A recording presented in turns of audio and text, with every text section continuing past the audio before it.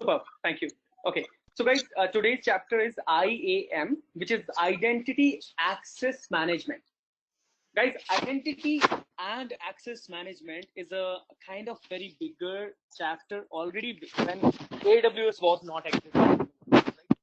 Kind of related with more on security and which is going on to part of most of the time security focus. Earlier, like in earlier days, it was managing by the data center guy, where networking and we have a security in the picture. So same thing with cloud. AWS has, guys. Can you please mute all of you? Thank you. Okay. So in AWS, identity and access management, it's part of more on security side. And last time we did VPC, that was also on security side. And I am also on security. We have more services which will do in coming future and coming time. That is relation of the security again, right? So kind of important topic. So very first, guys, see this dashboard. In the dashboard, you can see there is a user tab, groups tab, customize customer managed policy, and roles, and identity provider. So let me give you the use case, what exactly the IAM and where we can able to use. So there are two types of access which we are providing in the AWS for resources and for our all the users. Who are the users? That will be your daily routines kind of workers, right? Which not worker exactly, your team members, you can say, right? Where people are working together and they managing the things with the daily routines and daily workout. So if I will talk about the current situation, right, where let's say in real time you have a team, okay, and you are managing some real time customer, okay, where we understand, right, we have multiple teams available and multiple accounts could be, right, because it's not like that, like we are using only single account. There could be a multiple accounts in a real time. So two types of access. One will be, guys, let's say this is my database service, and another is my like compute resources, and one of more we have like VPC access, and one more is storage access. Means I have a different team members available. Like when database team require, I will only give access to the user on database service. Okay. Another, whenever like storage or a VPC, I will create another user and give particular access. Same thing I'm going to give for each services. Means if this VPC team wants to access this, or he can log in inside the account, but he will not going to bother my storage services because he doesn't belong to it, right? And other use case, right? A lot of time, guys, when you work with the team or as a solution architect, you can see there are like number of team members available, but still management will say to you, I need access on like billing console only, because I want to keep monitoring billing, right? Whether it's increasing or decreasing, they will closely focus on the cost all the time. They really don't bother about your each services, how you are managing, who is managing, they couldn't bother to you, right? So simple, you can create another group or you can create a user. There will be only financial access, like a billing console only, and you can assign access to the team of your financial things. So they will be going to be access only the financial page. This is one. So guys, this is one use case. Another use case will be is so please see the difference here, right? Which will be what I'm trying to show you here, guys. One is we have decided here user to resource, okay? User to resource. Now another access type is resource to resource. Means what will be the use case there? Like let's say you have 50 developers working in your team, right? As a developer. Now I have here around 50 developers who are working on some projects. So definitely they require, guys, some sort of access. And let's assume here the 50 users daily accessing your another service, which will be called S3. So you have one option available, guys. Either you can create a role or create a user of all 50 in AWS and assign them access to S3.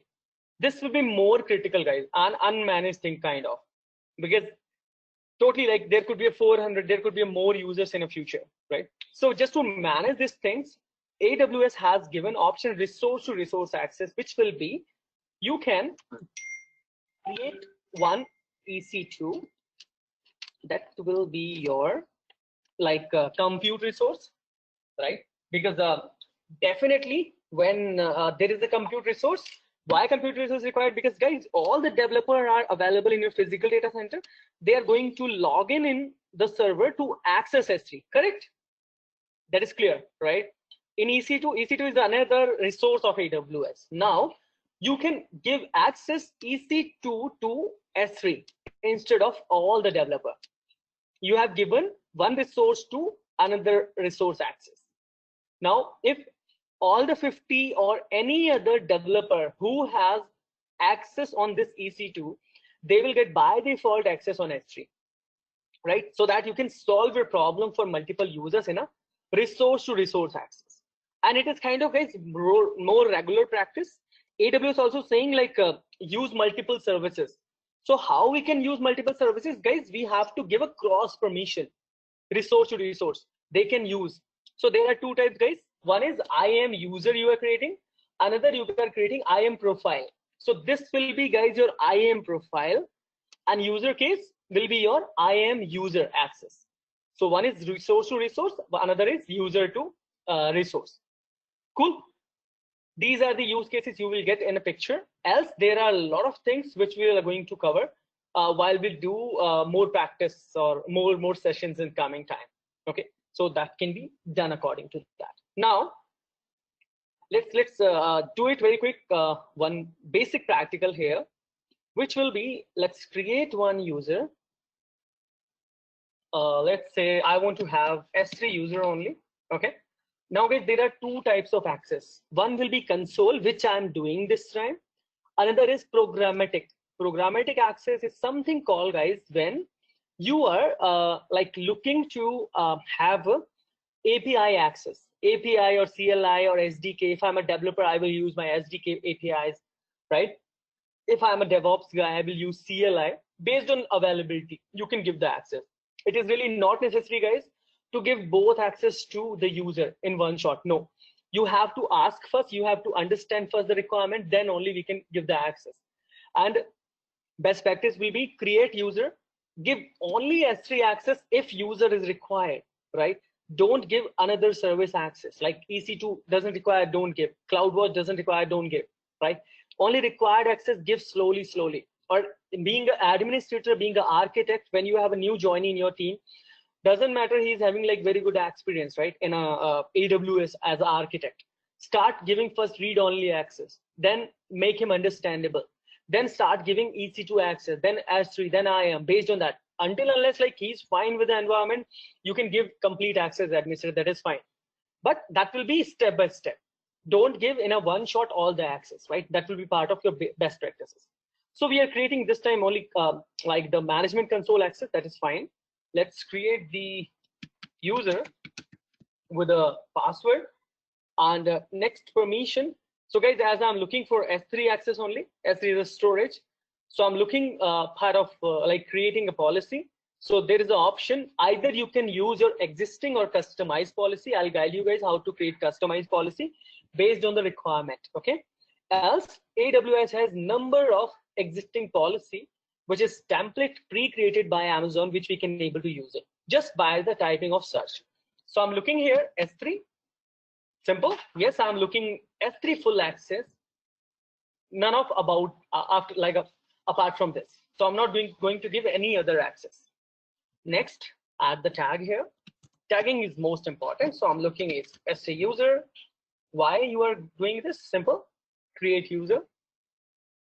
Now guys, my user has been created here, and if you see, AWS is giving us option user with AWS management console access. This one means this time aws.amazon.com not going to work because it's a part of your alias user, right? It's an IAM user.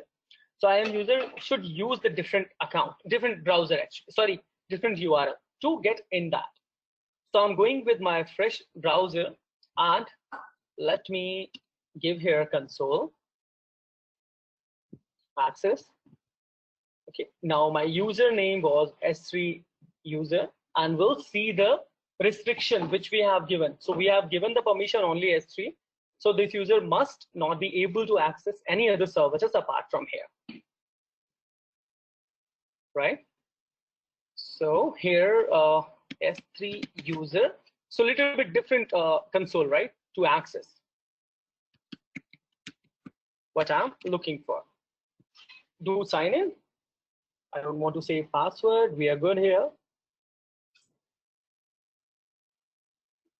Now, if you see here, like, cool.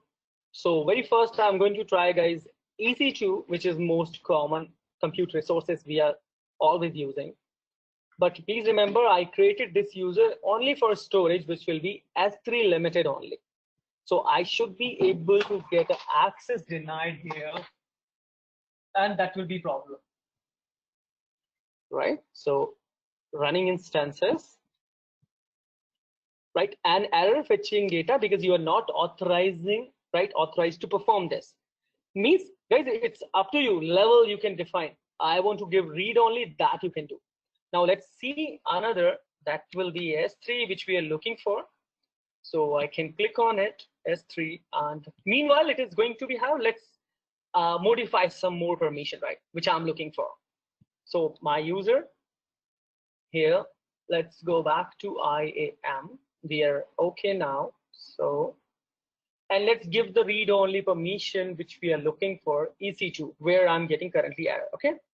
Because I am looking for more services access, but not full this time, just a read only. So I can go with this one. See, EC2 read only, so that he can see the resources but not able to create or not able to delete either. Cool. So I'm here. If I will reload now, guys, this error should be goes off, because that is the benefit of this roles here. Permission apply on fly changes even, right? You don't have to do the log off. You don't have to do. See, guys, I don't have anyone. That is fine, but I can see the launch instance. Means if I have a running, I can able to see that there is no error. The error goes off. And see this one S3, I have a complete access, which I can able to utilize at all. Okay. So if I want to create bucket, I can. I want to delete bucket, I can. That is up to you. What are the permissions you are looking for? Okay. Cool. Are we good, guys? Any concern till now or any question, comments? Please let me know.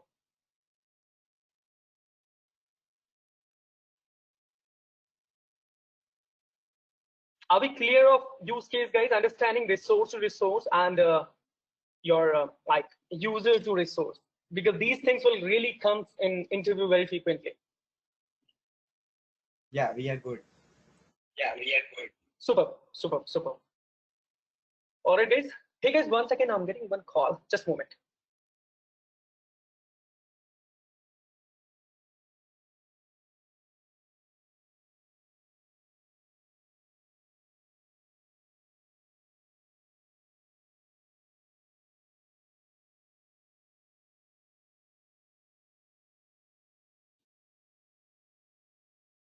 All right.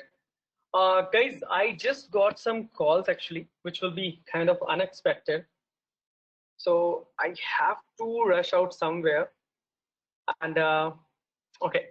So, but like for you guys, I mean, you can go to IAM, okay, and see. I'll show you what exactly I want to say here. If you see the permissions, so there are more existing policies available, like number of even like see this one. There are around 200 or something 300 close to services available. So each services have a read only and write and full access. So each service is having the complete access here, which we can able to play it according to our uses, right? And plus there are more into it, like related with IAM and provider and these things, which I'm going to clear in tomorrow's session. Okay, so that will be covered there. And meanwhile, if you can get chance, please go through with the previous recording. So that will be really helpful to at least raising a concern before moving forward and rushing with the new chapters. Okay. Yeah. Okay.